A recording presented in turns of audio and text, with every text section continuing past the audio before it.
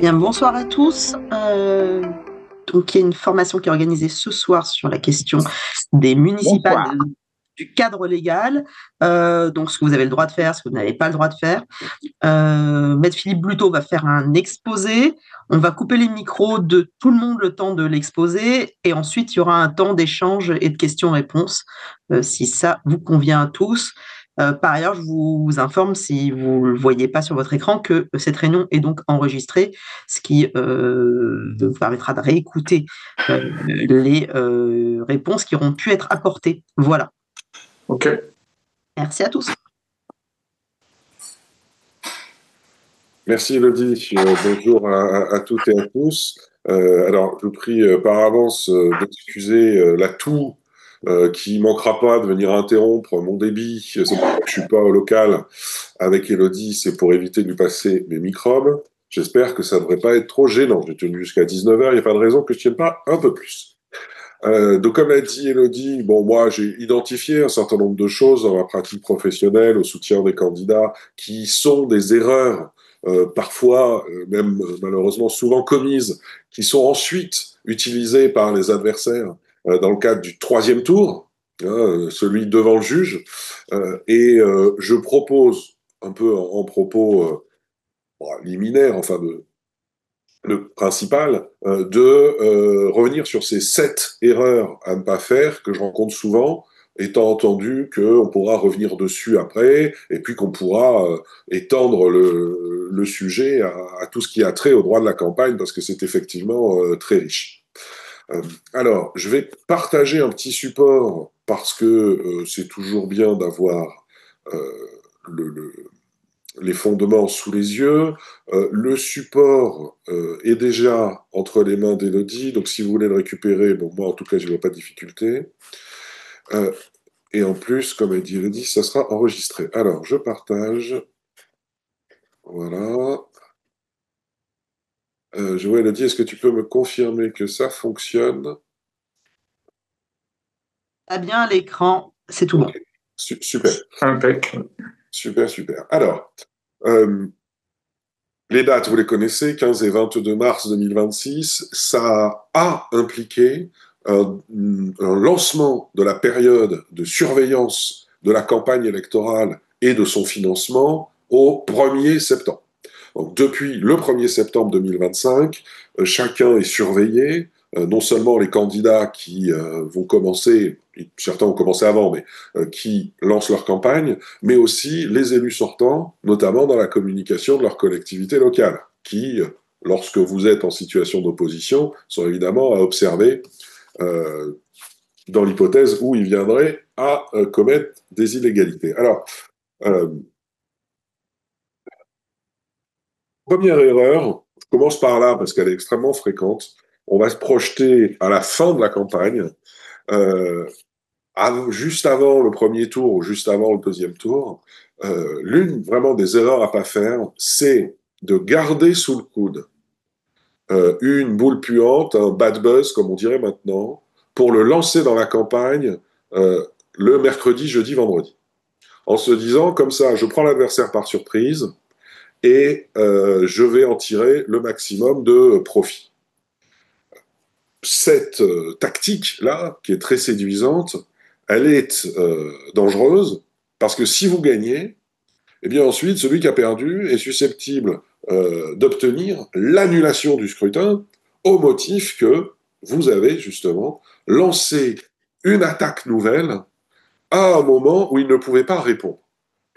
Alors, regardez comment ça se présente dans le code électoral. Il est interdit, alors il n'y a pas de jour dans ce qu'on va lire, mais je vais vous en parler après. Il est interdit de porter à la connaissance du public un élément nouveau de polémique électorale à un moment tel que ses adversaires n'aient pas la possibilité d'y répondre utilement avant la fin de la campagne électorale. C'est une règle qui garantit le fair play, si vous voulez. Il faut que le combat électoral se déroule sous les yeux du peuple souverain de manière complète.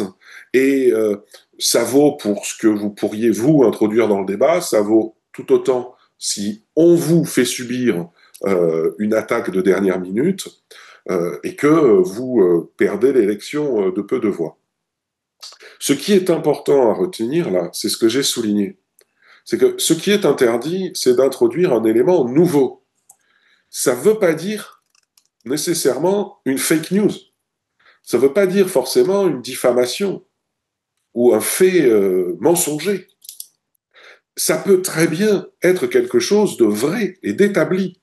Simplement, si vous ne vous en êtes, si vous avez fait le choix de ne pas vous en servir avant, pendant la campagne, il ne faut pas sortir un tract le mercredi, jeudi, vendredi, j'y reviendrai, sur ce point-là. Parce que vous avez compris, ce que le juge va regarder, c'est si la personne visée a eu la capacité de répondre utilement devant les électeurs avant la fin de la campagne électorale, c'est-à-dire avant vendredi 23h59. Bon. Or, si le tract est distribué en boîte aux lettres ou s'il fait l'objet d'une publication sur les réseaux sociaux qui va très vite se disperser le vendredi, chacun comprend qu'il est impossible de rédiger le tract, de l'imprimer, de le diffuser à ceux qui l'auront reçu pour rendre l'appareil, pour faire entendre l'autre son de cloche. Bon. Le jeudi, on prend également un risque. Et je remonte jusqu'au mercredi parce que il y a des sujets sur lesquels il est très difficile de bâtir sa réplique. Je vais prendre un exemple qui est arrivé, hein, un tract très détaillé du mercredi sur un emploi fictif, un prétendu emploi fictif, un détournement de subvention, le dépassement de cumul d'indemnités, bref, un dossier vraiment multiforme. Et pour prouver à l'électeur que tout ça était soit faux, soit légal, il fallait rechercher des tas de documents, les compiler. Ben, vous voyez bien que ça peut prendre 48 heures et que du coup, on est en difficulté.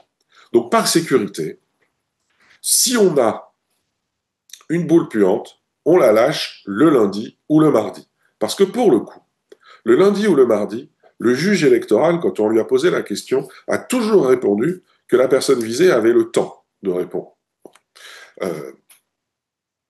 Le temps, c'est-à-dire la capacité de mobiliser ses moyens pour le porter à la connaissance des électeurs. Et puis, c'est très bien parce que ça parasite effectivement la campagne du candidat adverse la dernière semaine où il avait prévu de parler d'autre chose. Bon. Et pour vous prendre un exemple, c'est à cause de ça que la victoire aux législatives d'Annick Le Petit en 2002 a été annulée à Paris. Elle était opposée à l'époque à Patrick Stefanini, hein, et le mouvement des jeunes socialistes n'avait rien trouvé de mieux que de coller le dernier week-end des photocopies d'articles du journal Le Parisien sur les panneaux réservés, les panneaux officiels, et ces articles du Parisien n'étaient pas caviardés, hein, ils n'étaient pas modifiés, mais ils rappelaient la mise en examen de Patrick Stefanini dans le dossier des emplois fictifs du RPR 2 ans avant. Et le juge a constaté hein, que ce sujet de la mise en cause pénale du candidat avait absolument pas été évoqué au cours de la campagne. Hein. Donc, c'est-à-dire au cours des 6 derniers mois, en fait. Hein. Dès lors, l'électeur avait été pris par surprise et comme elle avait gagné par 127 voix d'avance, eh bien, le juge a considéré que ça avait pu décider 127 personnes de finalement pas voter Stefanini et donc, eh ben, on annule. Alors, une petite parenthèse tout de suite là-dessus pour être certain que tout le monde a chose en tête.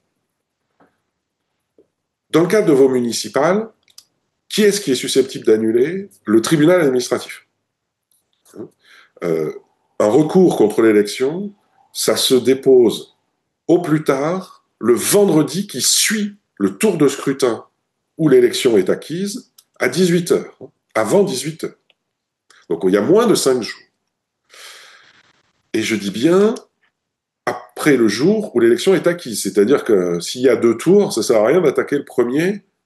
À ce moment-là, on attaque ce qui s'est passé au premier tour, mais après le deuxième. Et ce tribunal administratif, il va statuer, et en électoral, en appel, de manière exceptionnelle, on passe pas par la cour administrative d'appel, on va directement au Conseil d'État. Bon, pour que ça prenne un petit peu moins de temps.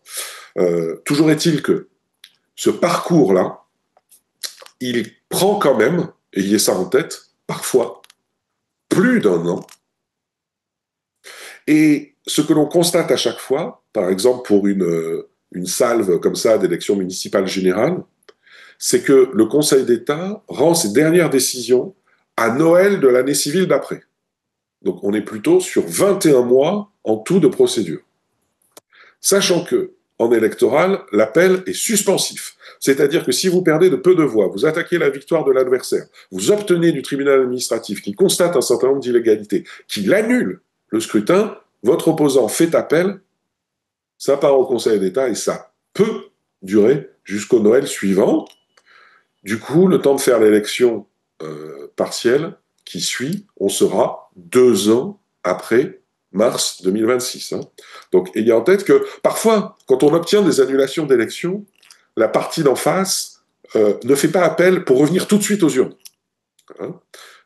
Et elle a la stratégie d'essayer de profiter de sa victoire immédiatement. Donc, il y a un peu de tout, ça dépend de ceux qui font appel ou pas. En tout cas, ça prendra donc, selon la taille de votre commune et les moyens qui sont soulevés devant le juge, entre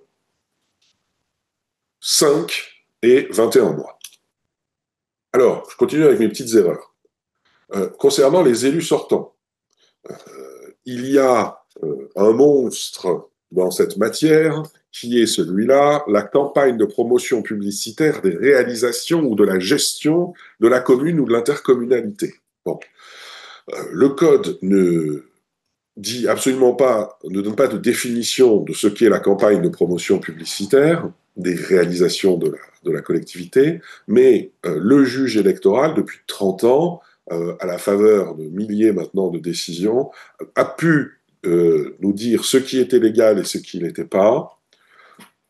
La façon que je crois la plus synthétique et la plus exacte de présenter les choses, même s'il y en a d'autres sur Internet, c'est la suivante.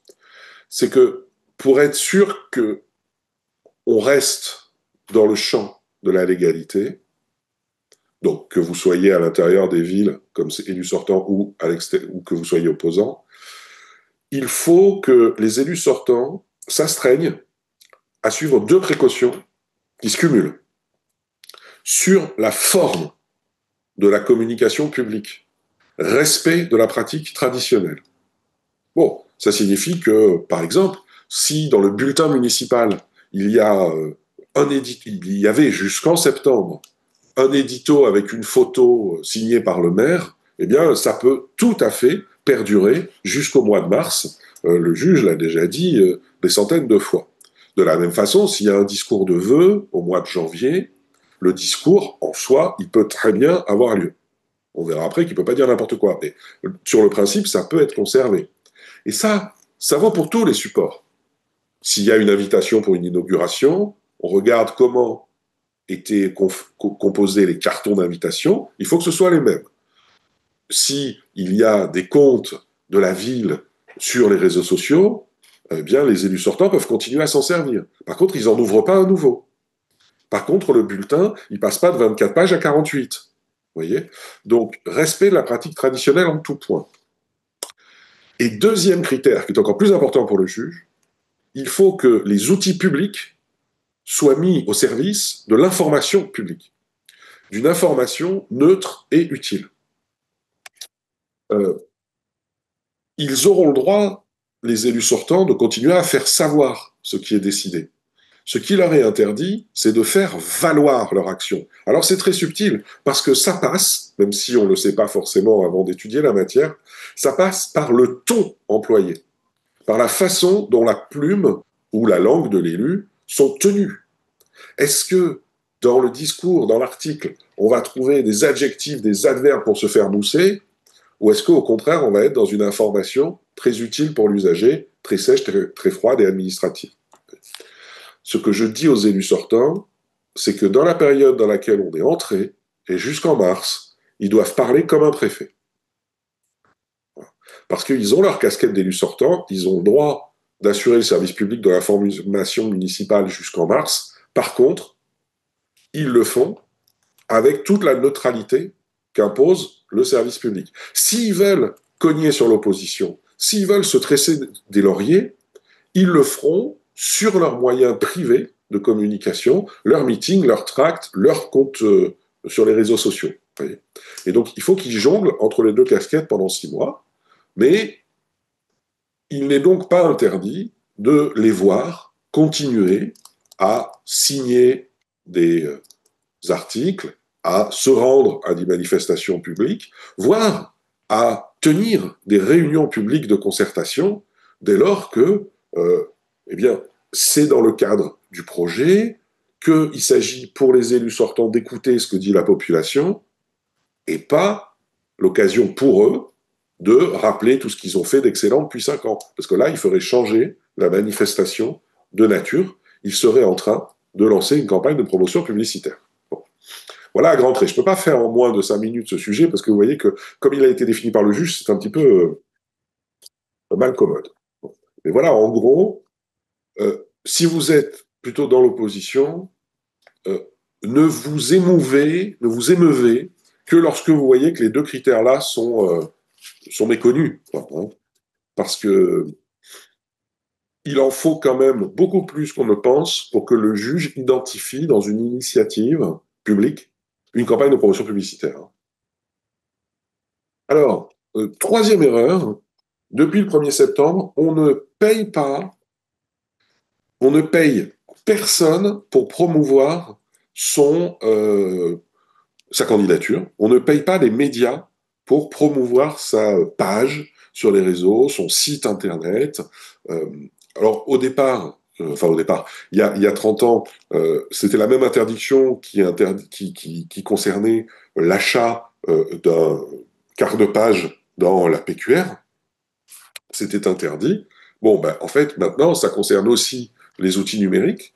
Il est interdit, par exemple, de payer Google pour faire remonter son site de campagne ou de payer des plateformes de réseaux sociaux pour booster son compte, la visibilité de son compte.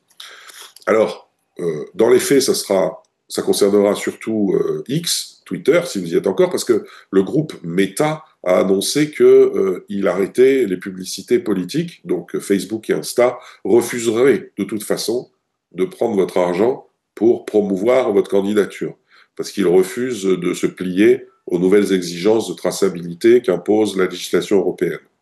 Et ça depuis aujourd'hui, 1er octobre. Mais enfin, il reste Google, il reste X, il en reste d'autres.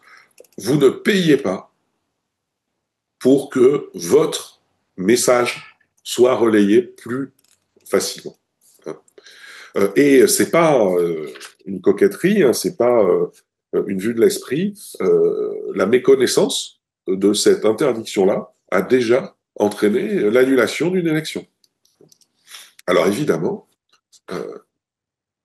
le juge va comparer l'audience que votre site ou que votre compte a atteinte grâce à ces procédés avec l'écart de voix. Parce que je ne l'ai pas dit, mais je pense que chacun l'a en tête, le droit électoral a ça de très spectaculaire, que parfois le juge identifie une illégalité et puis refuse d'annuler l'élection. Parce qu'il considère que ça n'aurait pas changé le résultat. Alors ça peut être très frustrant pour ceux qui introduisent des recours et qui constatent qu'un tribunal reconnaît l'illégalité de ce qui a été fait par la partie adverse et pourtant refuse d'annuler l'élection. Mais pour digérer ça, il faut comprendre que le juge électoral, il n'est pas là pour taper sur les doigts. C'est pas un juge pénal qui est là pour distribuer des amendes. Il est là pour s'assurer que le peuple souverain n'a pas été trompé. Et si eh bien, on a obtenu 20 ou 25 voix avec un tract de dernière minute, mais qu'on a gagné par 200 ou 500 voix, le juge va considérer que ça ne changerait rien et donc va refuser d'annuler. Ayez ça quand même en tête. Alors, en revanche, lorsqu'on commence à parler du financement de la campagne, vous voyez tout en haut, là, les conséquences peuvent être beaucoup plus directes parce que dès lors qu'on a méconnu une règle de financement, alors, dans les communes de plus de 9000 habitants, on court des risques beaucoup plus graves que la simple annulation de l'élection. Parce que l'annulation de l'élection, après tout, on recommence. Bon. Là, en matière de financement, et pour ce qui va suivre, ce que l'on risque, quel que soit l'écart de voix, c'est que le compte de campagne soit rejeté par la Commission nationale des comptes de campagne qui va éplucher après l'élection votre compte. Et s'il est rejeté, non seulement vous perdrez tout droit au remboursement des dépenses par l'État, et dans une municipale d'une ville moyenne, ça peut commencer à chiffrer, hein, vous pouviez avoir budgété 20 000 euros, quand ils ne sont pas au rendez-vous, ça fait mal. Mais en plus, lorsque le compte de campagne est rejeté, le dossier est transmis au juge pour qu'il décide éventuellement de l'inéligibilité du candidat tête de liste. Même si l'élection n'a pas été attaquée dans les 5 jours dont je parlais tout à l'heure. Hein. Donc, vous avez gagné, vous apprenez que l'opposition est dégoûtée, elle n'a pas fait de recours, très bien. Mais en fait, le risque, il ne passe pas par la porte, il passe par la fenêtre 6 mois après, parce que votre compte de campagne comporte des irrégularités. Alors, de quoi peut-il s'agir? Au mois d'octobre, là où nous sommes, je veux pointer du doigt une règle toute bête, mais qu'il faut quand même avoir en tête. C'est que dans les communes de plus de 9000 habitants, vous allez devoir désigner un mandataire financier. Si vous avez déjà mené des campagnes électorales, la chose vous est habituelle, mais sinon, c'est un petit peu étrange. Il s'agit pour le candidat tête de liste, alors même que les listes ne sont pas déposées, parce qu'elles le seront que fin janvier ou en février. Hein. Il s'agit pour le candidat tête de liste de déclarer en préfecture le nom de la personne. Je parle d'une personne physique, parce que même si on peut créer une association pour faire ça, pour les municipales, ça n'a pas tellement d'intérêt. Donc il s'agit de déclarer en préfecture le nom d'une personne physique qui sera votre mandataire financier en qualité de tête de liste et qui aura le monopole de la perception des dons et des contributions du parti et le monopole du décaissement de l'argent pour les dépenses électorales. Cette personne-là, dès qu'elle sera nommée, va être chargée d'ouvrir un compte bancaire auprès d'un établissement, qui sera un compte bancaire comme le vôtre, le mien, habituel. Hein. C'est un compte bancaire, un compte courant. Simplement, il s'appelle compte courant de Alfred Dupont, mandataire financier d'Emmanuel Morel. Et donc, sur ce compte bancaire vont arriver les ressources financières et vont partir les dépenses. Seulement, il y a une grande liberté de choix pour désigner son mandataire financier. Il n'y a que 3 interdictions. Premièrement, les personnes qui sont interdites bancaires. Bon, bah oui, évidemment, parce qu'il va falloir ouvrir un compte. Deuxièmement, l'expert comptable qui visera votre compte de campagne après le scrutin, au moment de le déposer à la commission. Et troisièmement, un candidat. Aucune des personnes sur la liste ne devra être ou avoir été, et c'est là que j'insiste, mandataire financier du candidat à tête de liste. Autrement dit, à la date où nous sommes,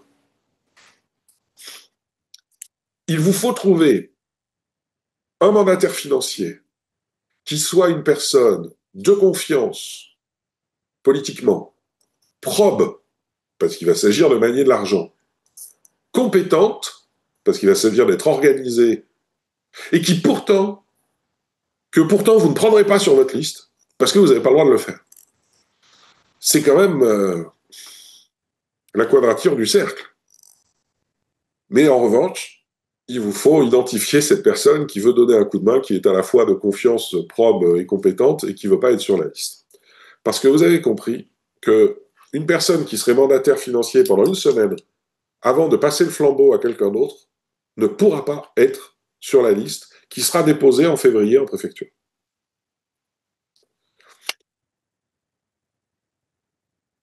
La cinquième erreur est fondamentale.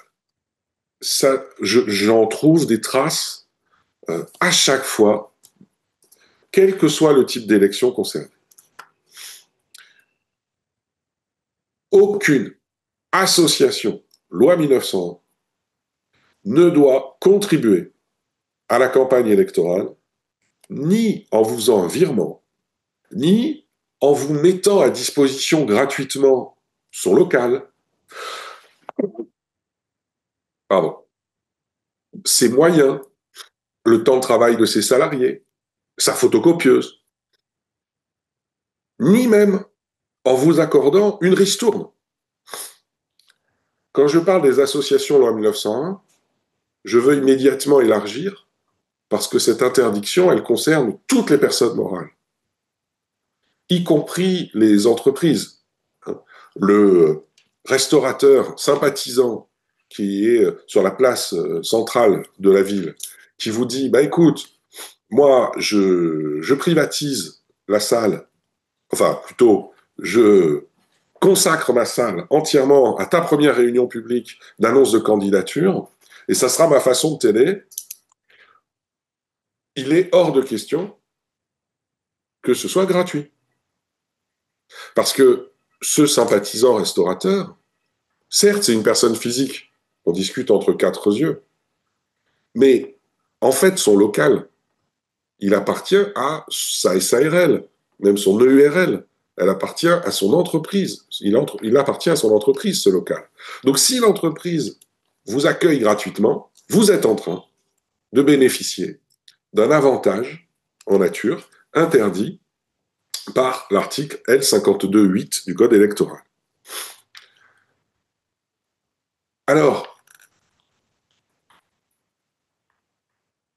il faut, de manière préventive, savoir dire non à ce genre d'initiative, parce que l'enfer est pavé de bonnes intentions, mais il faut aussi savoir comment réagir quand la bêtise est faite. Je prends l'exemple, si vous êtes élu en ce moment, d'un adjoint qui ferait les 2000 photocopies sur la photocopieuse de la mairie, à 19h passées, parce qu'il croit qu'il n'y a personne, et paf, en sortant de la mairie, il se fait attraper par un élu d'opposition qui passait par là. Donc, on a utilisé les moyens d'une personne morale pour la campagne, on se fait attraper, donc on sait qu'on sera dénoncé. Que faire? Il y a, à chaque fois qu'on est pris comme ça, en train, ou qu'on apprend que la campagne a bénéficié d'une personne morale, il y a deux solutions. Soit on s'assure que la personne morale offre la même prestation gratuite à toutes les listes, y compris les listes qui seront peut-être plus tard candidates, qui sont parties moins vite que vous.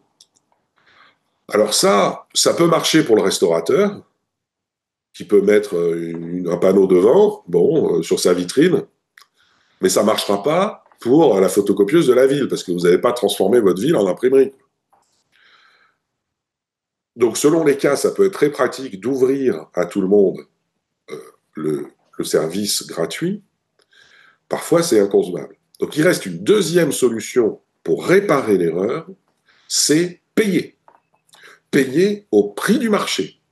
Et là, en l'occurrence, dans mon histoire, ça va prendre quelle forme? Puisque par définition, vous êtes adjoint, vous êtes dans la ville et vous utilisez le matériel, vous avez l'oreille du maire. Eh bien, il faut demander au maire d'émettre un titre de recette au mandataire financier du candidat tête de liste en lui disant « Je vous facture les 2000 photocopies au tarif unitaire qu'on va rencontrer dans votre région, on va dire 10 centimes pour le noir et blanc, par exemple. Ça fait 200 €. Et le mandataire financier paye cette facture, enfin, ce type de recette, et le met dans son compte de campagne. Parce que là, pour le coup, le don disparaît, puisqu'on l'a payé au prix du marché. Alors, je ne suis pas en train de dire que quand vous recevez des dons, des contributions, des associations, loi 1901, il faut les déclarer dans le compte de campagne. Vous m'avez suivi, parce que ça s'est vu. C'est pas ça que je dis. Je dis qu'il faut rembourser à l'association et inclure dans le compte de campagne la preuve de ce remboursement. Alors, je continue. Il y a une seule exception, une seule personne morale qui peut contribuer à une campagne en France, c'est un parti politique, y compris les micro-partis. Alors, vous savez dans votre giron quelles sont les organisations qui sont des partis politiques. En revanche, vous pouvez être, pendant la campagne, parfois surpris par l'émergence de tel ou tel collectif qu'on ne connaît pas et qui se met à faire des tracts et à les distribuer.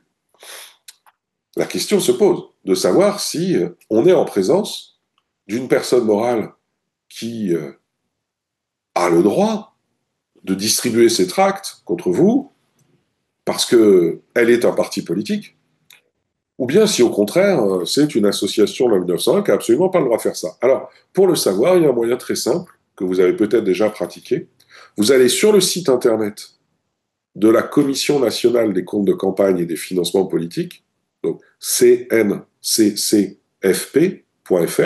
et vous avez un onglet Parti dans lequel vous pouvez mettre le nom, et immédiatement, la CNCCFP vous dit si ce collectif est un parti politique qui remplit les conditions légales pour être un parti politique, et donc, si elle peut financer une campagne contre vous, aussi au contraire, on a là une organisation qui, si en plus elle est déclarée à la préfecture, euh, n'aurait pas dû contribuer de la sorte à la campagne électorale. Donc ça, pour le coup, on le garde sous le coude pour plus tard.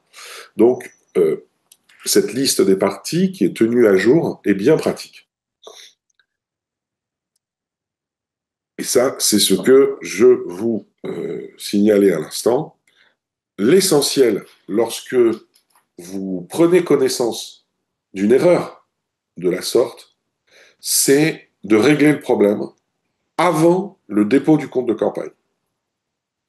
Euh, Surtout ne pas mettre la poussière sous le tapis, parce que ensuite, une fois que votre compte de campagne sera déposé, il sera trop tard pour régulariser la situation. Et croyez bien que la Commission nationale, elle reçoit les courriers de dénonciation et ensuite elle se retourne vers vous pour vous poser des questions et pour savoir mais qui donc a payé ce tract, qui donc a payé le restaurateur pour la soirée de lancement. Bon. Dernière phrase là-dessus. On peut régulariser la situation, on peut rembourser jusqu'au jour du dépôt du compte, c'est-à-dire le 10e vendredi qui suit le premier tour. Cette fois, ça va nous mener donc au 22 mai. On n'est pas obligé de rembourser avant le scrutin, mais on doit rembourser, et l'argent doit être arrivé sur le compte de la personne morale au moment où on dépose le compte de campagne. Comme en plus, il est de bon ton de prendre un petit peu de marge et de faire tout ça à l'avance, eh bien, notez que même s'il n'est pas trop tard le jour de l'élection, il faut quand même un petit peu se dépêcher. 6e point, je dis parce que ça monte sur le terrain, les prêts des personnes physiques. Vous avez dû constater que, le réseau bancaire traditionnel et même le réseau mutualiste commencent à être très frileux sur le fait d'accorder des prêts pour les campagnes municipales, et d'une. Et de deux, vous avez dû constater aussi que les sympathisants n'ont plus forcément les moyens d'accorder des dons, des libéralités, même si c'est vrai que ces dons à votre campagne électorale ouvrent droit à une réduction fiscale de 66%. Sauf que, encore faut-il être imposable à l'impôt sur le revenu, parce que si on n'est pas imposable, on a zéro. c'est pas un crédit d'impôt, hein, c'est juste une réduction fiscale, donc ça baisse l'impôt dû, mais ça vous permet pas d'avoir un chèque si vous n'êtes pas imposable. Hein. Donc ça, c'est quand même assez formidable dans notre législation, c'est-à-dire que si vous êtes au RSA, vous voulez donner 100 euros à votre candidat, ben ça vous coûte 100 euros. Par contre, vous êtes Bernard Arnault, vous voulez donner 100 euros, ça vous en coûte que 34, parce que l'année d'après, vous allez baisser vos impôts de 66 euros. Bref, il faudra un jour quand même revenir là-dessus. Toujours est-il que même donner 34 euros, ça devient difficile pour les gens. Donc, depuis 2020, le droit reconnaît la possibilité pour les candidats de recourir aux prêts des personnes physiques. Alors, il y a quand même quelques conditions, donc il ne faut pas faire n'importe quoi, s'il vous plaît. Premièrement, il ne faut pas que le prêteur ou la prêteuse vous ait déjà prêté pour les législatives de 2024 ou 2022. Il faut que ce soit vraiment exceptionnel. Parce que le texte interdit les prêts, je l'ai mis entre guillemets, à titre habituel. Alors, à partir de quand ça commence à titre habituel? On n'en sait rien, mais on s'attend à ce que le parquet, parce que c'est du pénal derrière, les procureurs, aient une interprétation particulièrement stricte. Vous avez peut-être entendu parler de tout ce dossier qui concerne les prêts dont a bénéficié le Rassemblement national, de la part de Sterrin et d'autres, plusieurs fois. Et les autorités de poursuite les ont dans le viseur et peut-être arrivera-t-on à une condamnation au motif qu'ils n'avaient pas le droit de prêter à titre habituel. Donc, pour protéger les gens et les sympathisants, tant qu'on n'y voit pas plus clair avec des décisions de justice sur quand est-ce que ça commence à titre habituel, on ne prête qu'une fois. Voilà. Une fois qu'on a prêté, on ne prête plus. Bon. Mais s'ils ne l'ont jamais fait, c'est donc une source de financement peut-être intéressante. Alors, deuxième contrainte, il faut un contrat écrit, hein, avec ce que je vous ai mis là. Il faut indiquer le taux d'intérêt qu'on applique, le montant total, la durée, comment on va rembourser. Il faut bien dire que peut-être qu'on ne remboursera pas. Hein, bon, et qu'est-ce qui va se passer à ce moment-là? Est-ce que le prêteur...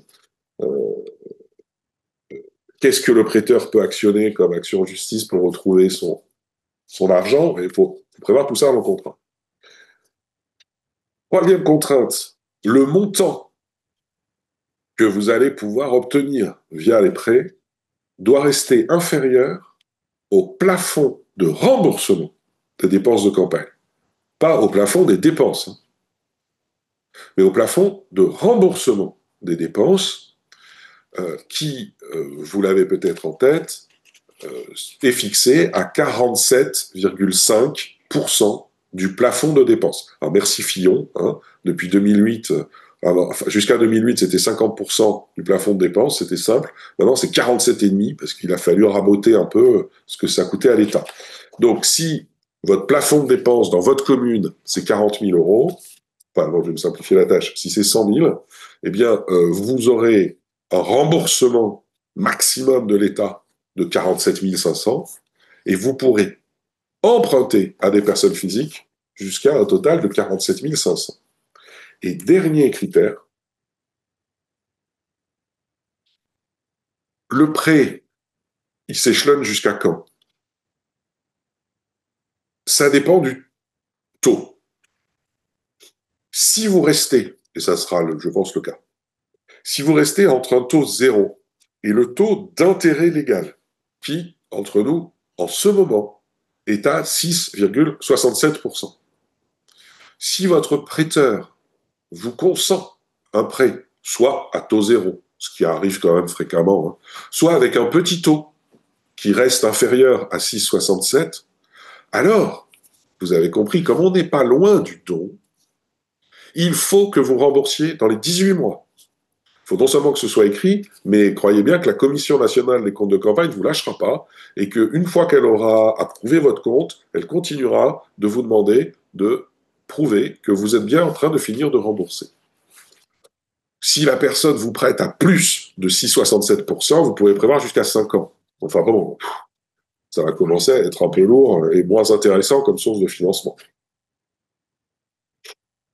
Dernière erreur que je constate sur le terrain, des pertes d'énergie, de temps et d'argent, avec ce réflexe qui est très rarement pertinent de vouloir faire constater par huissier, alors on dit par commissaire de justice maintenant, les initiatives des adversaires, par exemple en termes d'affichage sauvage. Bon. Alors ça va vous coûter un bras, et à l'arrivée, votre affichage sauvage, il ne va jamais entraîner l'annulation de l'élection, euh, tout simplement parce que ce qui aura été affiché est d'une force politique quasi nulle. Ça sera la même affiche que celle qu'on va retrouver sur les panneaux officiels. Et le juge considère, sûrement avec sagesse, que c'est pas parce qu'on voit la tronche des gens qu'on vote pour eux. Ce qui peut entraîner l'annulation de l'élection, c'est quand il y a des choses sur cette affiche. Ah oui, pour reprendre le cas de Stefanini, alors là, faire constater que sur des panneaux à proximité des bureaux de vote, il y a des articles de presse qui disent ceci ou cela, alors qu'on n'en a jamais parlé, ça c'est intéressant. Mais dépenser 200 euros pour qu'un huissier fasse le tour de la ville et constate 14 affichages sauvages sur des compteurs EDF, des arbres et des pylônes, ça n'a aucune importance. Donc, concentrez-vous sur ce qui compte, et c'est pas ça. De la même façon, je constate que on peut être un peu enclin, un peu prompt à engager des plaintes en diffamation parce que la façon dont l'adversaire formule ces documents ne vous plaît pas. Or, en matière de droit électoral, la liberté d'expression est spectaculairement large. Pour que vous obteniez la condamnation en diffamation de propos qui sont sur un tract et qui vous visent comme candidat, il faut vraiment, là je résume l'état de la jurisprudence, mais vraiment, je vous assure, c'est vrai, il faut vraiment que l'allégation ne repose sur rien du tout, et sur rien, que ça soit le fruit vraiment du cerveau malade de l'opposant, parce que, en revanche, dès lors qu'il aura un petit élément, un employé municipal qui témoigne dans la presse, un rapport de chambre régionale de comptes qui dit juste tiens, les conditions de passation de ce marché ne sont pas éclaircies. Ouais, juste un petit élément, eh bien, le candidat va pouvoir extrapoler et s'exprimer de manière très virulente. Je vous donne un exemple que vous avez là, qui est remonté jusqu'à la Cour de cassation. On avait dans un tract de l'opposition ces phrases-là qui faisaient suite, justement, à un rapport de la Chambre régionale des comptes qui disait bon, les conditions de passation du marché public du rond-point, là, sont pas vraiment encore éclaircies. Ben, ça donne. S'agit-il d'arrangements ou de sollicitations intéressées organisées par le maire dans l'attribution des marchés publics? Pour l'interrogation, nous mettrons un terme à ces illégalités chargées de favoritisme.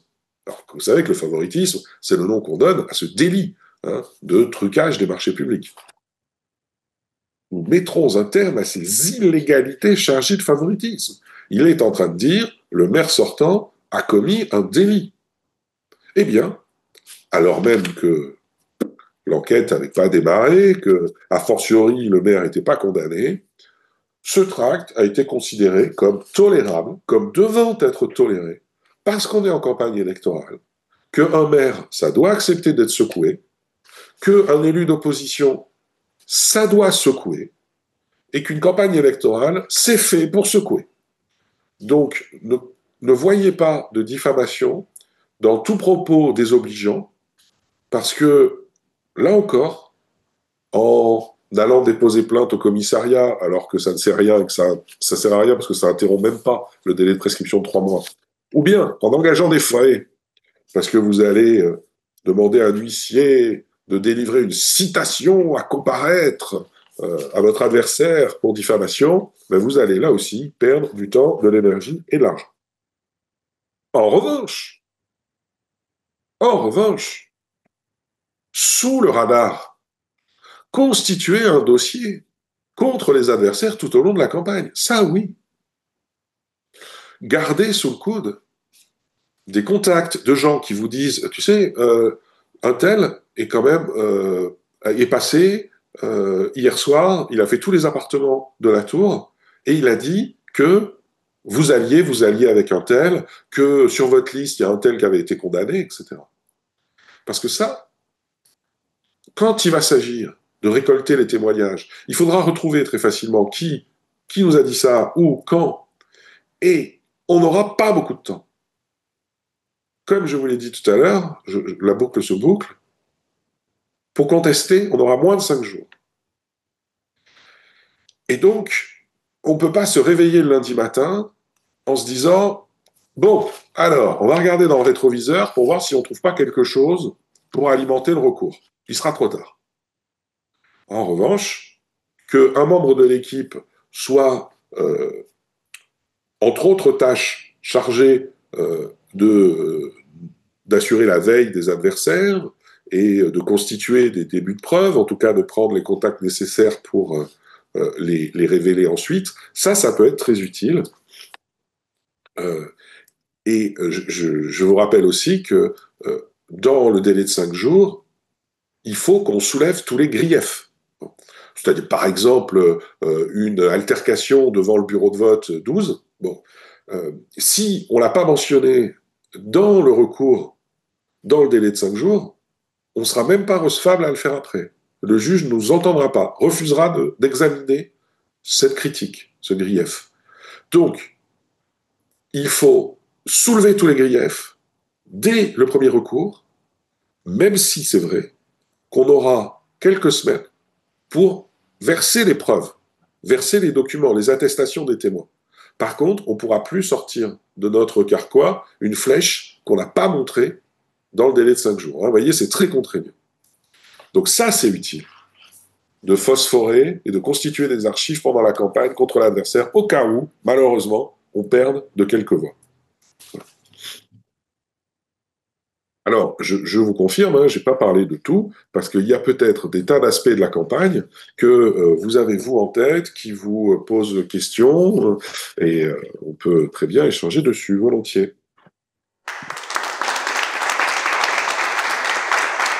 Merci Philippe. Ce que je propose, c'est que s'il y a certains d'entre vous qui ont des questions, vous puissiez les poser. Je vois Nelly qui lève la main. Vous pouvez normalement aussi lever la main dans l'application. Donc, non, mais pas de souci, c'est juste que je ne vois pas simultanément tout le monde. Si je ne vous vois pas, il faut lever la main ou n'hésitez pas à vous signaler. Voilà. Et s'il vous plaît, si vous pouvez indiquer les villes où vous êtes candidat, ou dans tout cas les villes où vous avez prévu de mener la campagne, vous présenter, c'est bien. Merci. Merci. GRS 34 envisage une campagne à Montpellier. Et la question que je me posais, c'est est-ce que toutes ces règles juridiques s'appliquent uniquement à la tête de liste ou à tous les conseillers ou maires adjoints qui étaient présents sur la liste et qui ont œuvré pendant 5 ans? Alors, ça s'applique à tout le monde. D'accord. C'est-à-dire que si certains colistiers prennent l'initiative de transformer l'Assemblée générale d'une association loi 1901 en meeting de campagne, ça va rejaillir sur tout le monde, parce qu'ils sont en train de détourner les moyens d'une assoce pour les besoins de la campagne électorale. Et en revanche, autant tout le monde peut faire des bêtises et ces règles s'appliquent à tout le monde, autant il n'y a que le candidat tête de liste qui prend. Autrement dit, c'est bien le compte de campagne du tête de liste, le mandataire financier du tête de liste et l'inéligibilité en fin de course du tête de liste. Donc, quand il y a annulation d'élection, tout le monde part, tout le monde repart. Mais quand il y a une irrégularité financière, comme celle dont je viens de parler, alors même que le candidat tête de liste n'y est pour rien, c'est son compte de campagne qui l'aura entaché en profitant de cette initiative malheureuse de son adjoint. Et ce que vous dites là est très important, et je me permets une remarque complémentaire, c'est que, surtout au mois d'octobre où nous sommes là, on ne sait pas toujours à l'avance avec qui on finira par faire une liste. Or, Quand on finira par faire une liste, la liste qui sera déposée pour le premier tour en préfecture, ça sera un mariage sous le régime de la communauté universelle. On prendra le passif et l'actif. On prendra les talents et les torts de chacun. Bon. Par exemple, si un collectif a pris l'initiative de faire des tonnes de tracts pour mettre en valeur son tête de liste de l'automne, et que ce tête de liste se retrouve 4e, 5e, 6e sur votre liste, c'est bien votre liste qui doit intégrer toutes ces dépenses. Vous voyez ? Alors certes, il faut garder en tête que c'est différent dans l'entre-deux-tours. Parce que à la fin du premier tour, chaque liste aura un compte de campagne. Et pour le deuxième tour, c'est la liste principale, si vous voulez, c'est plus tous les mariés ensemble, c'est le marié principal qui est en général celui qui mène la liste de second tour, qui va déposer un compte de campagne constitué de sa campagne à lui et de ce qui aura été engagé en commun dans l'entre-deux tours. Donc, pardon, je fatigue et je ne suis pas très clair. Si vous avez une liste de fusion au second tour avec LFI, par exemple, allez, avec les écolos, ça sera mieux. Avec les écolos. Et que vous êtes en tête. Donc, c'est votre tête de liste qui mène la liste au second tour. Mais vous intégrez des écolos. Il y aura 2 comptes de campagne. Le compte de campagne des écolos qui s'arrêtera le soir du premier tour. Et le compte de campagne de votre candidat à vous qui couvrira le premier tour et le deuxième tour en commun. Voilà. Merci beaucoup. Je vois une main qui se lève. Catherine. Quintoro.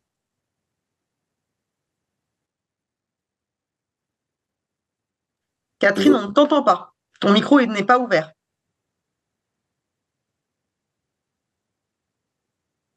Je te demande de l'ouvrir techniquement.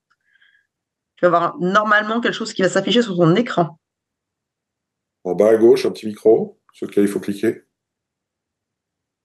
Allô, vous m'entendez? C'est bon, on t'entend. Ah, super, merci beaucoup. Donc Catherine, je suis de Taverny.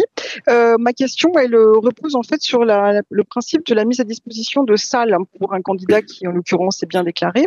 Nous, en l'occurrence, on nous refuse l'accès aux salles, notamment à titre onéreux.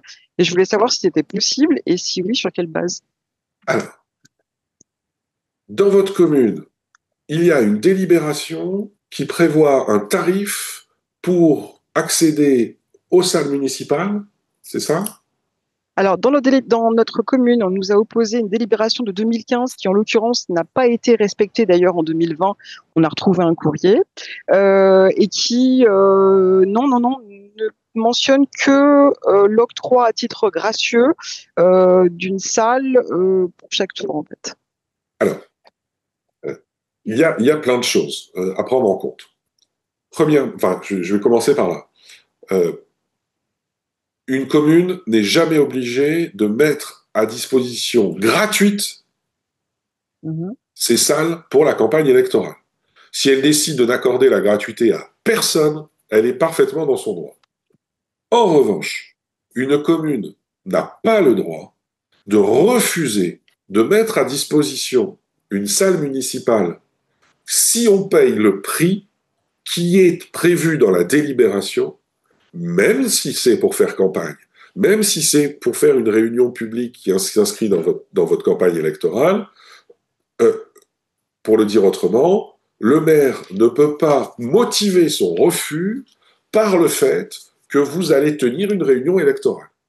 Ça, c'est illégal.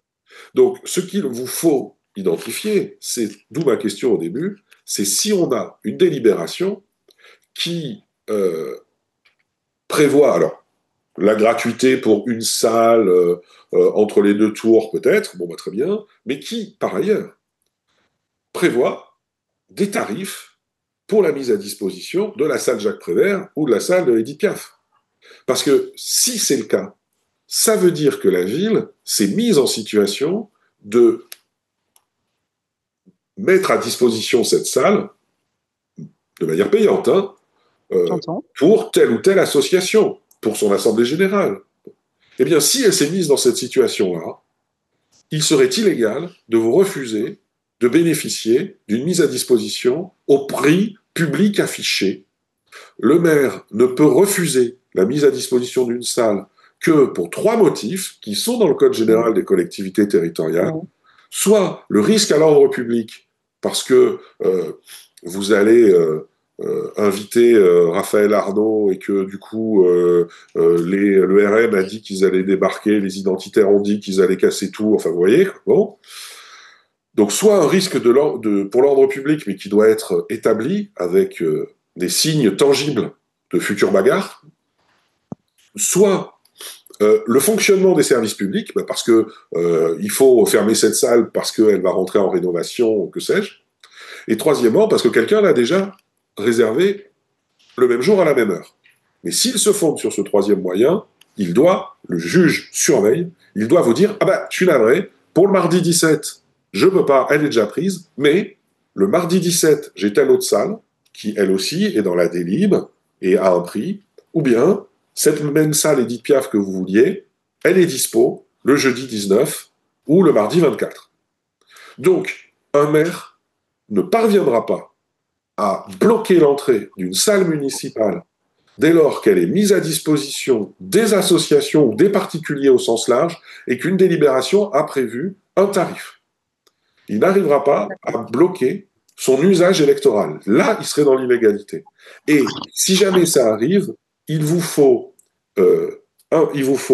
introduire, il n'y a même pas besoin d'avocat pour ça en plus, un référé liberté devant le président du tribunal administratif pour vous de Cergy-Pontoise, parce que c'est votre liberté de réunion qui est mise en cause, et que, entre nous, les témoins de Jéhovah, ils ont gain de cause comme ça.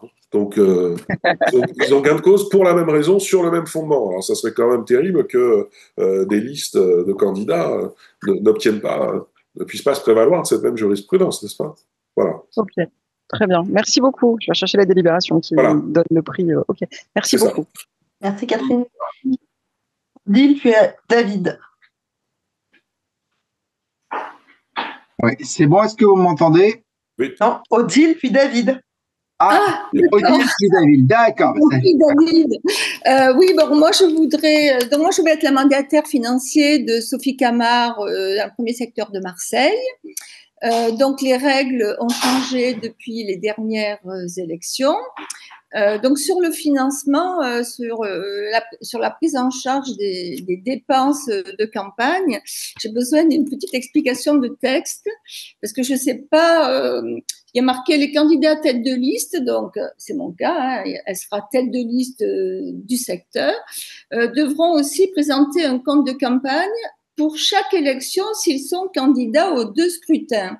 Oui. Et elle sera aussi candidate, mais pas tête de liste du 2e scrutin. Alors, oui, parce qu'elle sera tête de liste dans son secteur et elle sera sur la liste au niveau de Marseille. Oui. En principe. Voilà.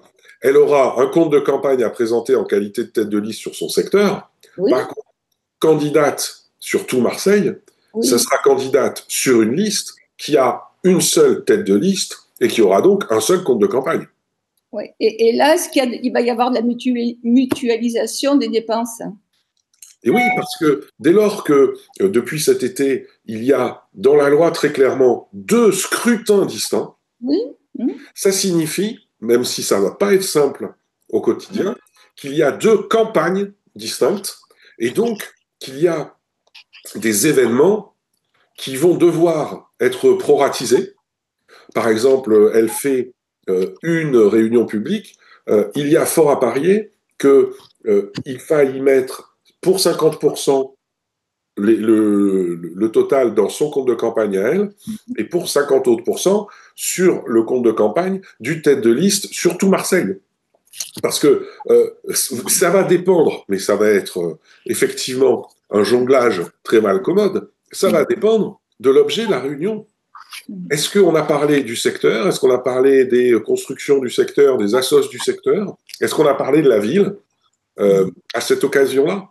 Et vous savez, on a une toute petite expérience de ça il y a quelque temps, lorsqu'on a eu les municipales et les cantonales en même temps. Ça remonte, c'était en 98. Mais le même jour, il y avait 2 élections avec 2 urnes, et on avait du coup 2 campagnes, alors même qu'il y avait des gens en commun. Vous aviez une adjointe qui était candidate au municipal, et en même temps, elle était titulaire sur les cantonales, quoi, vous voyez. Donc, on a quelques précédents, et donc on sait qu'effectivement, il va falloir soit affecter tel ou tel événement à telle ou telle campagne, lorsque vraiment on arrivera à prouver que ça concernait que le secteur ou que la ville, et comme je pense que ce sera assez rare, le reste du temps, on va devoir proratiser. Peut-être que je peux me permettre juste une petite réflexion. Il y a eu une élection en plus, c'est Lyon et Lyon Métropole, les dernières élections, où on avait notamment parmi nos adhérents Adrien Drioli, qui était tête de liste dans le 9e arrondissement et qui était par ailleurs sur la liste de la métropole. Enfin, tête de liste, il avait une tête de liste métropole et une tête de liste arrondissement. Et donc, il y a a priori l'expert comptable avec lequel on travaille à des grilles de clés de répartition qui nous avaient été communiquées à l'époque parce que effectivement c'était un réel casse-tête, y compris la liste en centrale, puisqu'effectivement il y avait des comptes qui se sont additionnés et la fusion de listes en plus de second tour, et donc il avait communiqué des tableaux avec des clés de répartition pour les différents meetings et les différents échelons. Voilà. Donc, je peux t'envoyer ses coordonnées. Je pense qu'il doit être aussi encore en contact avec son mandataire financier qui doit les avoir, et éventuellement avec notre expert comptable qui est connu par pas mal d'entre vous, qui est Jean-Yves Kennedec et qui a l'habitude de ce genre d'acrobatie. Je pense que ça peut valoir le coup que Marseille s'inspire de ce qui a fonctionné à Lyon, puisque ça a été validé, les comptes ont été validés. Donc, si ça a été validé, ça peut peut-être servir d'expérience utile. Voilà. Et c'est ça. La méthode, ce sera la clé de répartition, la proratisation. Sachant que, tu as tout à fait raison, Élodie, il y a ce précédent plus récent de Lyon, qui va être encore plus compliqué cette fois, parce qu'il y en a 3. Hein. Il y a une pensée émue pour vos camarades de Lyon, parce qu'il y a, en 2020, ils étaient à la fois dans leur secteur et à la métropole, mais là, comme en plus il y a une élection au niveau de la ville, il y aura une élection de secteur, une élection ville et une élection métropole. Ça fait 3 élections. Pour les électeurs, ça veut dire 3 urnes. Et accrochez-vous, parce que si Macron attend le 5 février pour dissoudre et qu'il nous colle les législatives en même temps que les municipales, il y aura 4 urnes à Lyon. Voilà, bon courage. Et ils n'ont pas la capacité technique de les organiser. Les 4, déjà les 3, ils vont avoir du mal, mais les 4, je ne vois pas comment ils font. Et par ailleurs, il y a plusieurs personnes qui seront présents sur les 3 listes et qui seront par ailleurs potentiellement candidats aux législatives. Ce qui veut dire que les personnes en question auront 4 élections le même jour. Oui. D'un autre côté, là je passe sur le côté politique, ce que disent certains, c'est que s'ils plantent une élection, ils en ont une autre pour se rattraper, quoi. Voilà. Mais ça pose beaucoup de questions d'organisation. David ? Ouais, alors bon, moi je m'excuse, j'étais pas là au début de la réunion, j'étais pris par une assemblée fédérale syndicale. Est-ce que vous avez parlé de la publicité? Je parle privé, parce que je me rappelle, il y a quelques années, ou une dizaine d'années, Élodie en est témoin, puisque je crois que c'est elle qui avait géré le bordel à l'époque, d'un candidat, alors c'était pas sur des municipales, c'était sur des cantonales, mais qui avait eu, malgré nos recommandations, on lui avait dit, tu fais un blog ou un site internet, paye un nom de domaine, ça coûte 5 balles sur ta campagne. Eh ben non, il a pris un site web gratuit et il s'est retrouvé avec plein de publicités, donc financement extérieur, et il s'est retrouvé au tribunal, évidemment, avec un recours en annulation d'élection. Ah oui, mais alors, il faut distinguer 2 choses. Le fait de faire héberger son site de campagne par un hébergeur gratuit, qui est gratuit parce que l'hébergeur se rémunère sur des publicités extérieures. Ça, votre camarade a dû vivre l'expérience désagréable d'une audience au théâtre, mais il n'a pas perdu. Elle est là, elle est en ligne. Donc très bien, elle n'a pas perdu. Parce que ça fait 25 ans que depuis Kosciusko-Morizet, la première... C'est Michel Champ, je crois, il semblait, au cantonal en Ardèche, il me semblait il y a quelques... Moi qui ai géré, hein. Comment? C'est pas moi qui ai géré. D'accord, ah oui, je croyais, tu vois, c'est toi qui peux gérer là.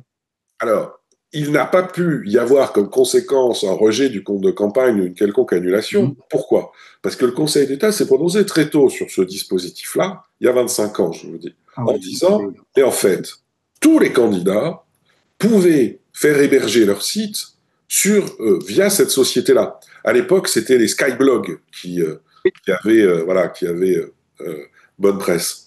Or, dès lors qu'une société offre les mêmes services à tous les candidats, ce n'est plus un avantage illégal à un candidat. Et c'est pour la même raison.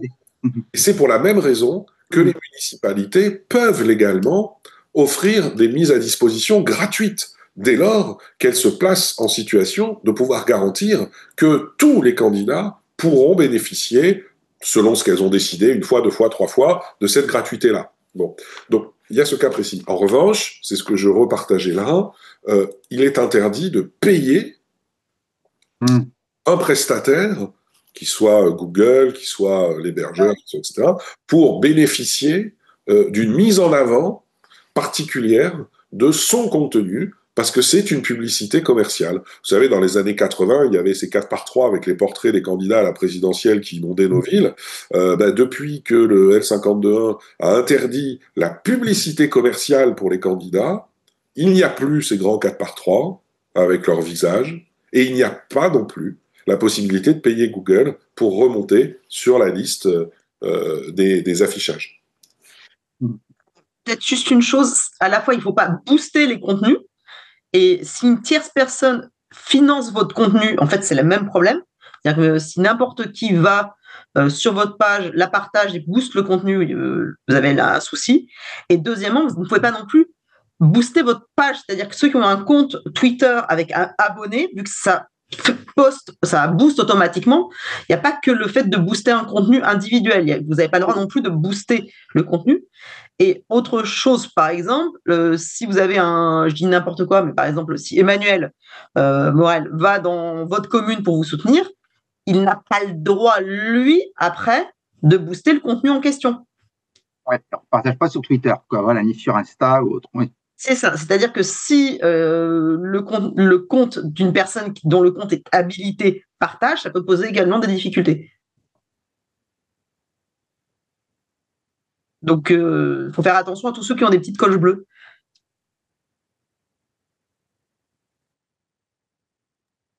Philippe, est-ce que la simple coche bleue a vraiment annulé des élections? Non. Non. Et d'ailleurs, juste sur la coche bleue, il y a un petit élément très volatile, mais que j'ai repéré, qui prend la forme d'une interview du nouveau président de la CNCCFP. Dans sa première interview, le président de la CNCCFP dit « Bon, sur les coches bleues de Twitter, on va arrêter parce qu'en fait, ça se traduit pas par Enfin, on n'a pas réussi à quantifier le boost réel que ça permettait d'obtenir. Et donc, manifestement, ça annonce une souplesse accrue en la matière, mais prudence quand même. » Alors, et puis, il y a des contributions sur la partie de chat, je vois. Regardez. Oui, je me rapproche du micro. Donc, simple question sur la publicité des candidats, c'est-à-dire la campagne. À partir de quel moment ça s'applique, toutes ces règles? Parce que si je prends par exemple, on va prendre tout à fait au hasard, le cas de Louis Sarkozy, qui est absolument partout sur tous les médias, à la télévision, etc. Il est en campagne, il ne s'en cache pas. Donc, cette règle ne s'applique pas pour lui? Le juge, enfin la commission et ensuite le juge vont être très pragmatiques et vont reconstituer l'histoire de la campagne a posteriori. Et ils vont se demander si, par exemple, je ne sais pas si ce jeune homme booste ses comptes sur X, bon, mais on va se demander si, à la date où il a pris telle ou telle initiative, à la date où il a été, par exemple, invité par telle ou telle collectivité locale à s'exprimer, il était publiquement déclaré ou pas. Ça va être très pragmatique. Il va regarder quels sont les indices. Et nous savons tous désormais qu'il est candidat à Menton. Ça ne fait plus aucun doute.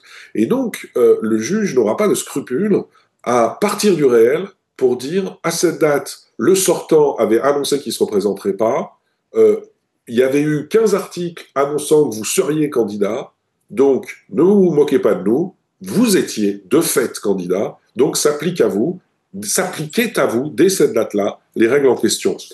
Il serait trop simple d'attendre que les listes soient déposées en préfecture pour voir les règles s'appliquer. Non. En revanche, avant le 1er septembre, on a pu avoir des lancements de campagne très précoces et qui ne se traduiront pas par des dépenses dans les comptes électoraux, par des sanctions pour les procédés publicitaires utilisés, parce que tout a commencé le 1er septembre, et avant le Big Bang, on ne sait pas.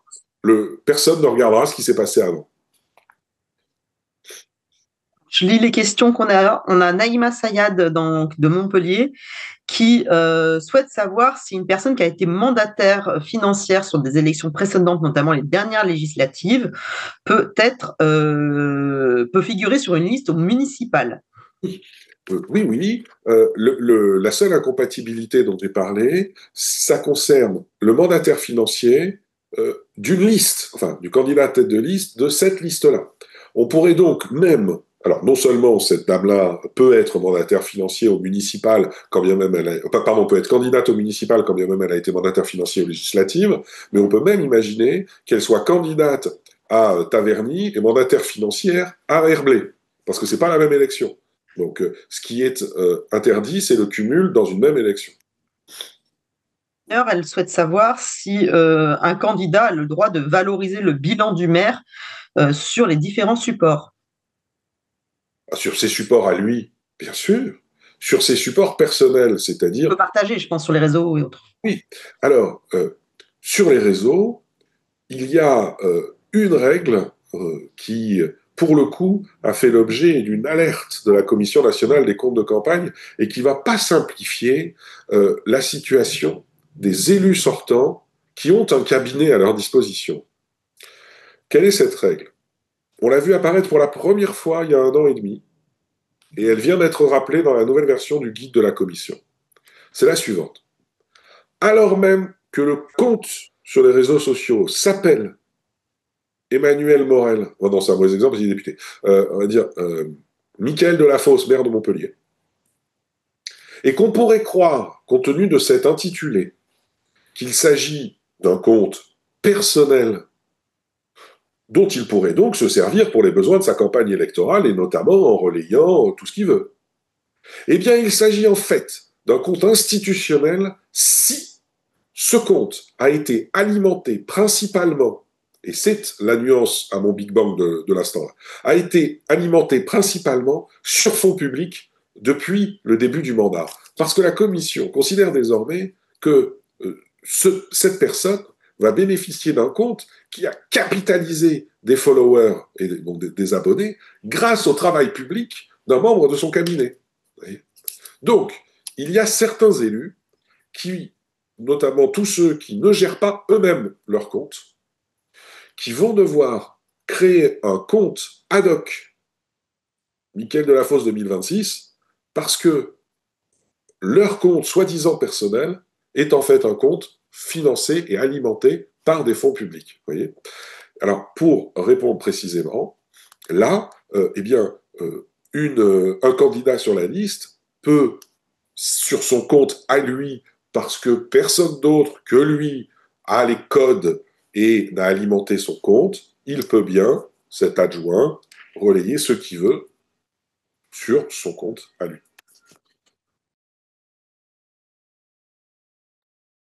Il y a Françoise Clairaut qui a une question. Françoise?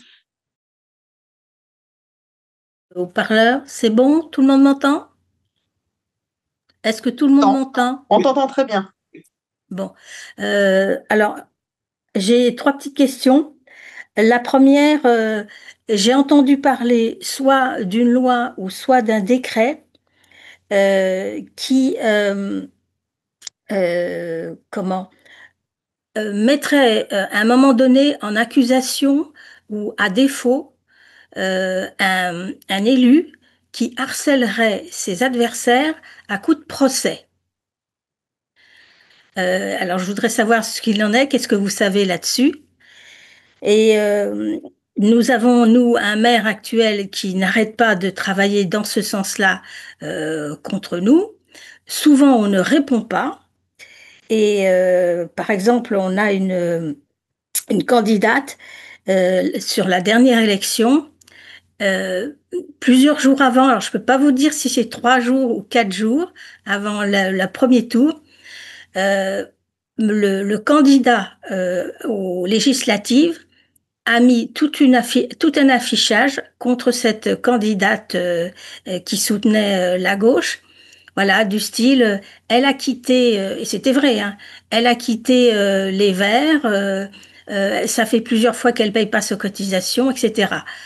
On est descendu en pourcentage à 45%. Et je pense que à cause de cette initiative, c'est pour ça que ça nous a fait perdre les élections, les dernières élections législatives, parce que les précédentes, on les avait gagnées. Voilà. D'autre part, je voudrais dire que le maire, il a l'art de trouver, pendant la dernière semaine, et là c'est pareil, je ne sais pas si c'est le 3e ou 4e jour, de sortir des tracts épouvantables sur notre compte, des fausses informations, des informations déformées et même des mensonges. Moi, je me souviens qu'à l'avant-dernière législative, je m'étais révoltée contre ça devant ceux qui tractaient pour notre maire. Et j'ai trouvé ça tellement odieux et j'ai l'impression que les têtes de liste, à chaque fois, elles ne réagissent pas. Alors, voilà, c'est surtout la première question qui m'importe là. C'est tout. Alors, il y a eu cette année plusieurs textes législatifs et plusieurs décrets, mais aucun n'est venu particulièrement réprimer le fait de multiplier les recours en justice contre ses adversaires. Parce qu'en fait, ça existe déjà. J'ai eu par exemple le cas d'un chef d'opposition qui a dû aller 3 fois au tribunal maintenant de proximité, avant on disait au tribunal d'instance, parce que Madame la maire le radiait systématiquement des listes et à chaque fois il devait aller au tribunal pour prouver qu'il avait bien les conditions pour rester sur la liste électorale. Bon, la 3e fois, ça lui est tombé sur la tête à la maire. Hein.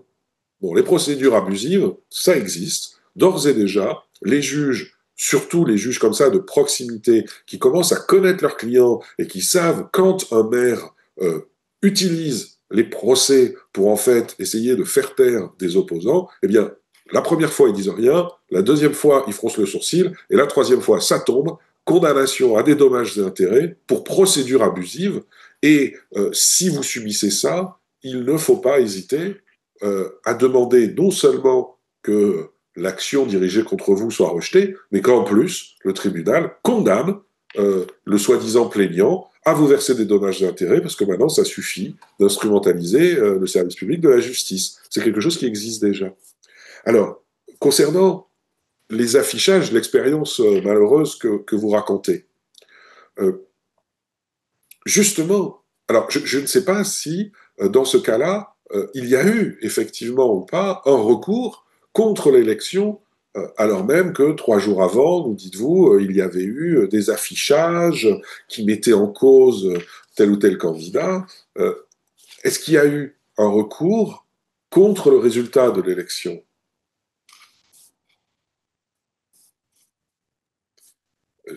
Non, il n'y a pas eu. La plupart du temps, on ne réagit même pas. Parce que Oui. déjà, vous voyez, on n'est même pas dans une élection. Les 5 élus au jour d'aujourd'hui à la mairie d'Asnières, en tant qu'opposants, eh bien, ils ont tous une mise en cause de quelque chose. Donc, il y aura procès ou c'est toujours de la diffamation. Donc, normalement, ça ne devrait pas aboutir. Mais il aime bien user ses adversaires à coups de procès. Ça, c'est indéniable. Oui, oui. Ben, je dis des condamnations pour procédure abusive, ça leur fait très bizarre quand ça leur tombe dessus, parce que justement, ils croient qu'ils peuvent utiliser les moyens de la ville pour attaquer leur opposition, parce qu'en plus, ils se font ils se font accorder la protection fonctionnelle en soi-disant prétendues victimes pour que ça soit la ville qui paye l'avocat qui attaque l'opposition, eh bien, justement, dans ces cas-là, on peut très bien obtenir une condamnation personnelle du maire de payer des dommages d'intérêt pour procédure abusive. Ça m'est déjà arrivé. Mais pour vous répondre sur le cas vraiment que vous évoquez là, euh, je vous inviterai à regarder ce qui s'est passé à Bondy lors des précédentes municipales. C'est une histoire très proche de celle que vous racontez. À Bondy, vous vous rappelez peut-être que c'était Sylvine Thomassin qui était maire pour de gauche, donc jusqu'en juin 2020. Et le vendredi qui précède le scrutin, eh bien, la droite locale tartine sur tous les arrêts de bus devant la gare RER des photocopie A4 d'articles du Parisien, alors à moitié caviardé, à moitié stabiloté, mais il y avait 30 000, je ne sais pas si vous voyez, 30 000 exemplaires. On a fini par le savoir parce que vous savez comment ça se passe, quand des membres de certaines équipes politiques n'obtiennent pas ce qu'on leur a promis une fois la victoire acquise, eh bien, certains ou certaines peuvent trouver malin de s'épancher auprès de l'avocat d'en face. Bon. Donc, typiquement, le vendredi, on avait cette opération d'affichage massive qui mettait en cause la maire sortante. Eh bien, le tribunal administratif de Montreuil, puisque c'est lui qui travaille pour la Seine-Saint-Denis, puis le Conseil d'État, ont annulé l'élection pour ce seul motif. Il a fallu recommencer. Alors certes, elle n'a pas gagné la deuxième fois. Mais après, ça, c'est plus mon métier, c'est le vôtre. Hein. Moi, j'arrive au troisième tour.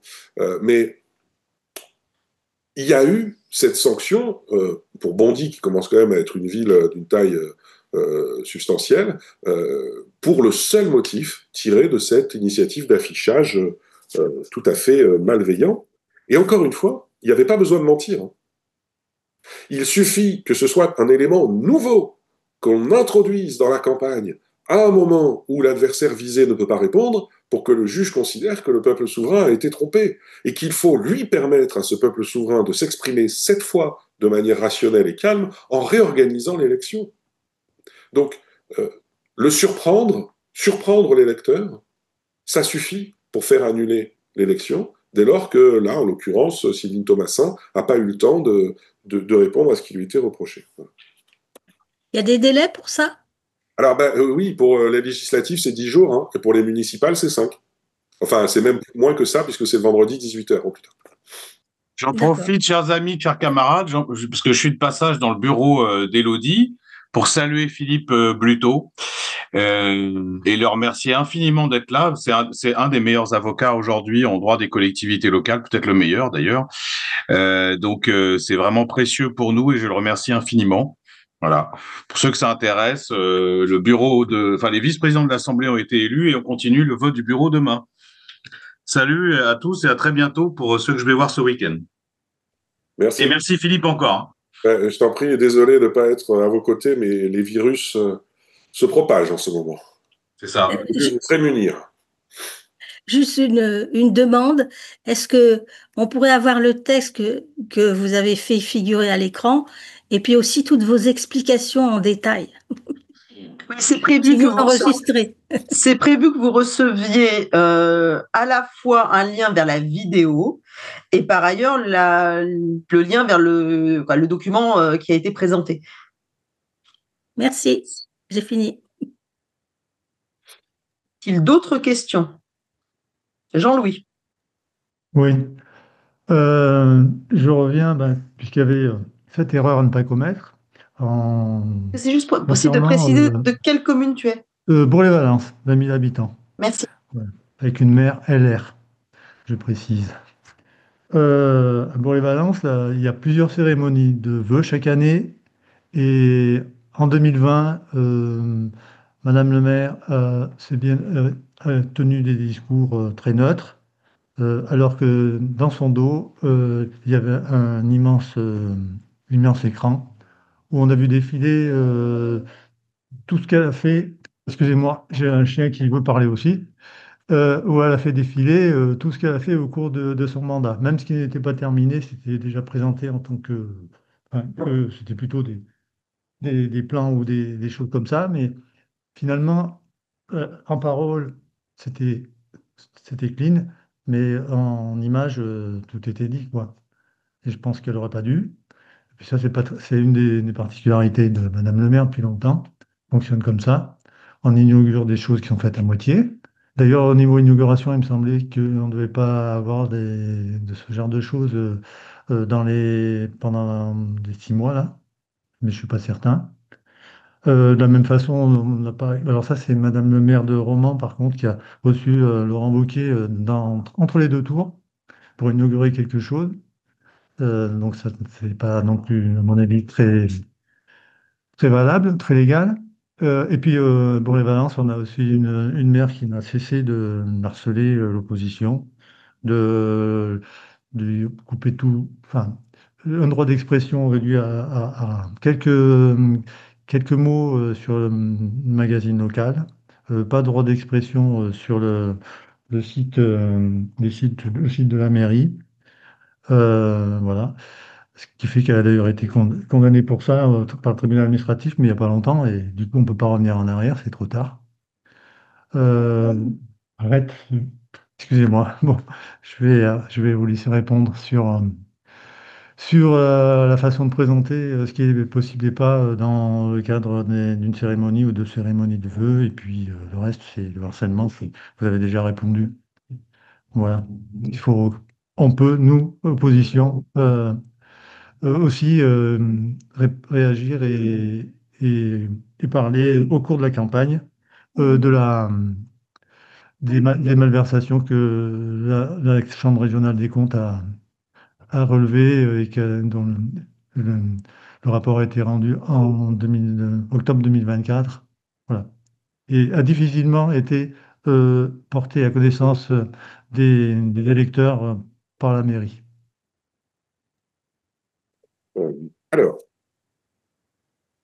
la maire n'était pas forcément en situation d'illégalité quand elle a tenu ce discours de cérémonie de vœux, ni même lorsque elle a participé à cette inauguration. Parce que les textes de loi, donc notamment celui que j'évoquais, le 52.1 sur la campagne de promotion publicitaire, et surtout l'interprétation qu'en fait le juge électoral, leur laisse beaucoup de latitude, et beaucoup plus qu'ils ne pensent d'habitude. Concernant ce fameux discours de vœux, il y avait une vidéo derrière elle, très bien. Sauf que il faut la regarder, cette vidéo. Il faut se demander d'abord s'il y avait la même vidéo lors des éditions précédentes, parce que voilà qui établit une pratique traditionnelle qui va asseoir la légalité de la démarche. Et deuxièmement, on va regarder ce qu'il y a écrit sur cette vidéo. Est-ce que c'est juste un clip photo qui défile? Pourquoi je vous dis ça? Parce que le Conseil d'État a admis, par exemple, que à l'occasion d'une cérémonie de vœux, le maire présente, je cite, une énumération en termes mesurés des principales actions réalisées depuis le début du mandat. Fermez les guillemets. Et donc, vous voyez que ce qui compte, c'est moins le fait qu'on ait cette énumération qui est autorisée que le ton avec lequel ça va être fait, puisque quand c'est en termes mesurés, et après tout, une photo, c'est forcément en termes mesurés, quand c'est en termes mesurés, eh ben, ça passe. Donc, on peut parfois identifier une campagne de promotion publicitaire interdite et puis l'invoquer pour obtenir l'annulation. Ça s'est vu, par exemple, à Briançon, aux élections municipales de 2008, l'élection, alors même qu'elle avait été remportée par près de 500 voix, c'est l'écart maximum qu'on ait vu. Il y avait presque 500 voix d'écart, et pourtant l'élection a été annulée parce que le bulletin municipal s'était transformé vraiment en catalogue très avantageux de tout ce qui avait été fait, parce que dans le ton, c'était très polémique et très inutilement laudateur. Bon. Mais vous voyez bien que, compte tenu de l'ampleur de la diffusion d'un bulletin municipal, c'est un objet qui, pour le coup, peut être dangereux pour les maires, parce qu'on a tôt fait de rapporter cette audience très large avec l'écart de voix qu'on finira par constater. Bon. Concernant les inaugurations, à chaque fois, le juge électoral nous rappelle qu'en soi, elles ne sont pas interdites. On a vu des inaugurations tolérée par le juge, y compris la dernière semaine avant le scrutin. Il y en a des dizaines. Alors, je sais bien que on est prompt à soulever ce genre d'événement à l'appui d'un recours, mais en fait, il faut creuser avant de le faire. Parce que une inauguration, elle est autorisée à condition de respecter 3 conditions. Vous allez en retrouver 2 dont j'ai déjà parlé. Premièrement, sur la forme, respect de la pratique traditionnelle. C'est-à-dire que si on n'a jamais inauguré une médiathèque depuis le début du mandat, on ne va pas, comme par hasard, inaugurer celle-là en octobre, en février. Et puis, pareil, si on a pris l'habitude d'inviter les habitants d'un quartier, on ne va pas se mettre, cette fois, à inviter toute la population. Bien. Deuxième condition, information neutre et utile. Donc, le maire va pouvoir parler, il va pouvoir faire un discours pendant l'inauguration. Simplement, il devra limiter son propos à quelque chose de neutre et utile, rappeler à quoi sert cet équipement, qui l'a financé, et puis ensuite gloser pendant 10 minutes, un quart d'heure, qui sur la culture si c'est une médiathèque, qui sur l'éducation si c'est une école, et voilà. Et il peut très bien réussir cet exercice sans tomber dans le piège de se jeter des fleurs, de se tresser des lauriers, et, a fortiori, d'évoquer la campagne électorale et sa candidature. Hein. Bon. Et puis, il y a une troisième condition pour l'inauguration, qui est vraiment très spéciale pour les inaugurations, c'est le choix de la date. Parce que le juge vérifie que le choix de la date soit cohérent et corresponde à une étape significative du projet. Autrement dit, il faut quand même que ce soit la pose de la première pierre, si on l'a déjà fait, soit l'achèvement des travaux, soit l'ouverture au public, avec une marge de tolérance de quelques jours, parce que si pour l'inauguration de l'école, on veut Madame la rectrice et que sais-je, la personnalité qui aura donné son nom, enfin bon, on peut justifier d'un léger décalage. Mais si vous prenez les élections d'Annonay en Ardèche, même si ça fait 30 ans, ça a fait grand bruit, parce que l'élection avait été annulée, l'élection municipale avait été annulée, au seul motif que le maire sortant s'était amusé dans les 6 derniers mois à réinaugurer, en quelque sorte, une bibliothèque et une station d'épuration qui étaient en fonctionnement depuis respectivement 12 et 18 mois. Donc il ne suffisait pas de respecter la pratique traditionnelle et de tenir un discours neutre et utile. Il fallait en plus démontrer pourquoi on choisissait d'inaugurer à ce stade-là. Et évidemment, c'était une manœuvre qui a justifié l'annulation du scrutin. Concernant, troisièmement, ce que vous dites sur les contraintes à l'expression de l'opposition, je constate comme vous, petit 1, qu'on arrive à faire condamner les maires qui se permettent de ne pas ouvrir tous les supports à l'opposition, alors que c'est un droit reconnu par la loi, mais petit 2, que les condamnations arrivent bien tard et qu'on ne rattrape pas le temps perdu. J'allais vous dire, au moins dans votre cas, vous avez une décision avant l'élection, donc vous allez pouvoir fustiger l'élu sortant en disant que c'est un censeur, que c'est illégal et que la justice l'a reconnu, alors même que parfois les décisions sont rendues après l'élection. Voilà, ça sert vraiment plus à rien. Et le dernier point que vous souleviez, c'était sur le fait d'extrapoler à partir du rapport de la CRC. Comme je l'ai dit tout à l'heure, il faut prendre garde à la diffamation, bien sûr, mais dans votre acte électoraux, si vous vous fondez sur ce qu'il y a dans le rapport de la CRC, vous allez pouvoir marteler de manière assez véhémente votre propos, parce que vous aurez ce que le juge appelle une base factuelle suffisante. C'est-à-dire que vous aurez cette source qui est particulièrement fiable, en plus d'un rapport de CRC, et à partir de là, vous pouvez effectivement multiplier les critiques. C'est pas un blanc-seing pour écrire n'importe comment, parce qu'on peut vite tomber dans l'injure, et dans ce cas-là, on n'est pas protégé. Hein. Mais enfin, comme je l'ai dit tout à l'heure avec mon exemple d'un tract de l'opposition, la liberté d'expression est quand même large hein, dans les tracts. Merci bien. Merci. Y a-t-il d'autres questions? Ou est-ce que on a fait le tour?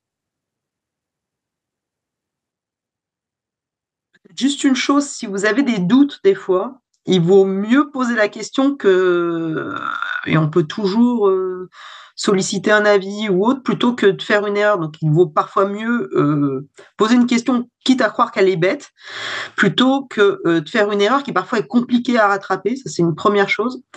La deuxième chose, je ne l'ai pas entendu dans ce qu'a dit Philippe tout à l'heure, il faut effectivement tout déclarer, mais déclarer les choses, si elles sont illégales, ne les rend pas légales. Je vais prendre juste un exemple qui nous est arrivé et qui est caricatural. Si vous avez de l'argent liquide qui arrive par une entreprise, ce qui n'est pas légal pour financer votre campagne, vous n'avez pas le droit de le financer. Qu'en plus vous le déposez sur votre compte de campagne en pensant que ça va le rendre légal, ça ne le rendra pas légal, ça veut juste dire que vous informez tout le monde du fait que vous avez fait quelque chose d'illégal. Tout comme retirer de l'argent en liquide pour payer des gens pour voter pour vous, ça ne rend pas le fait de payer des gens légal. Donc, c'est un exemple qui est arrivé, donc c'est pour ça que je le précise. Les choses illégales ne deviennent pas légales parce que vous les avez déclarées. Donc, si vous avez des doutes, déjà, bannissez. Moi, j'ai un conseil, mais peut-être que ça ne sera pas la meilleure des choses, mais bannissez le liquide et tout argent liquide de vos campagnes électorales. L'argent liquide posera obligatoirement des problèmes parce que vous aurez toujours du mal à le tracer. Et donc, si j'ai un conseil, c'est vraiment de le bannir et de ne rien faire en cash. C'est une première erreur. Donc voilà, mais juste une petite précision, déclarez tout, et quand vous déclarez les choses, ne faites rien d'illégal. Voilà.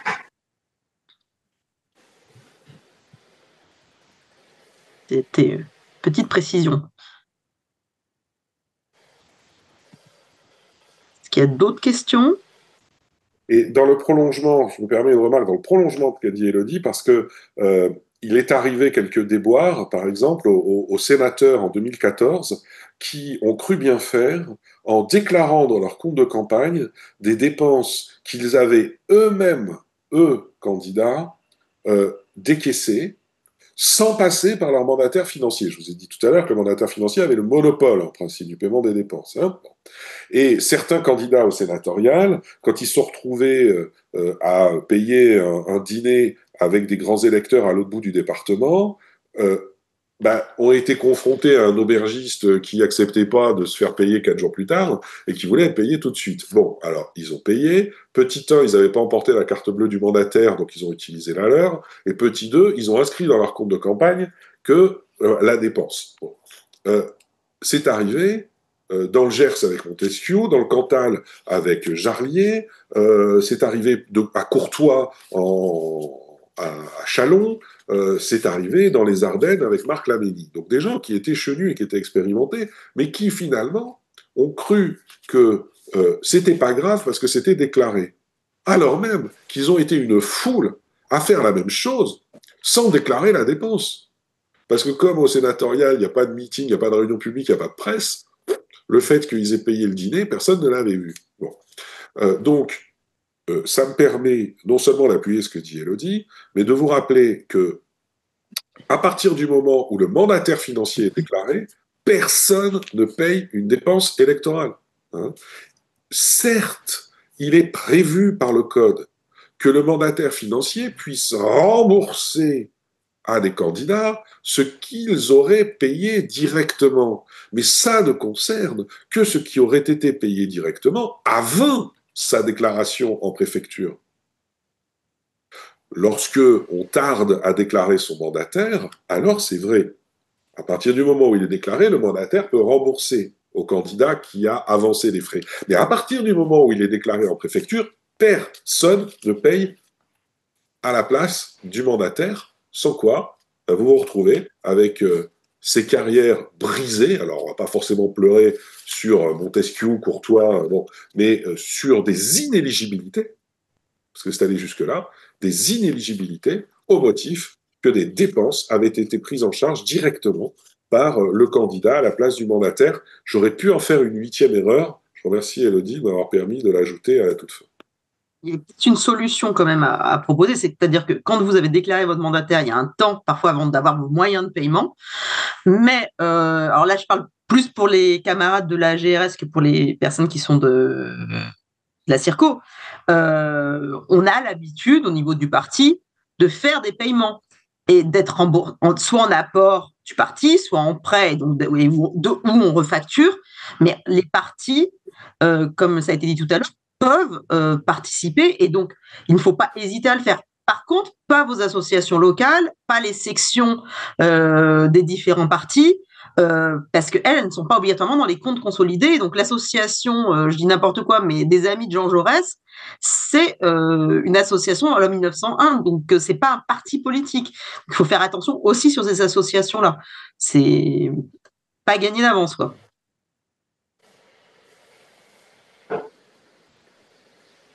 Est-ce qu'il y a encore des questions? Donc, on va vous envoyer à tous les éléments.